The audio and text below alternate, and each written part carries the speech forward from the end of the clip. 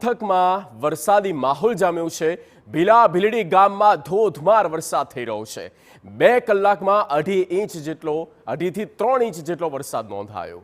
ભીલા ગામે ઠેબી નદીમાં ઘોડાપૂર આવ્યું છે। ભીલા ભીલડી ગામે ચેક ડેમ છલકાયા છે। 2 કલાકમાં 2.5 થી 3 ઇંચ વરસાદ નોંધાઈ ચૂક્યો છે। અમરેલી જિલ્લાના અનેકો પંથકમાં હાલ તો વરસાદી માહોલ બરાબરનો જામેલો છે। તો લાઠીમાં ભારે પવન સાથે ધોધમાર વરસાદની શરૂઆત થઈ।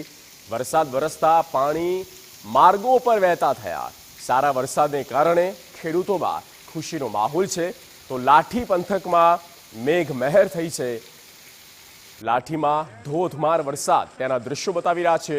લાઠીના હરસુરપુર અને ઉપરવાસમાં ધોધમાર વરસાદ છે। લાઠીની ગાગડીયો નદીમાં પૂર આવ્યું છે। હરસુરપુર ગામ નજીક ગાગડીયો નદી પરનો ચેક ડેમ છલકાઈ ચૂક્યો છે।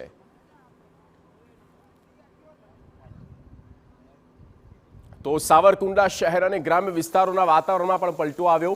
ગાજવીજ સાથે સાવરકુંડલાના ગ્રામ્ય પંથકમાં વરસાદ નોંધાયો છે। જીરા, બોરાળા, ખડકલા અને ભુવા ગામે વરસાદ થયો છે।